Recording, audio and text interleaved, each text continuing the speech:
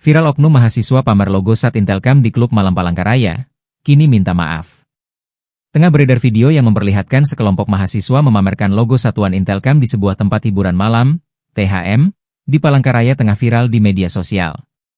Dalam video tersebut, seorang mahasiswa berinisial ZS, 20, bersama 4 temannya terlihat memamerkan logo SAT Intelkam sambil mengonsumsi minuman keras.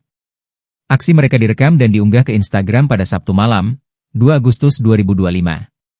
Kejadian ini berawal pada 26 Juli 2025, saat ZS bersama 9 orang lainnya pergi ke THM.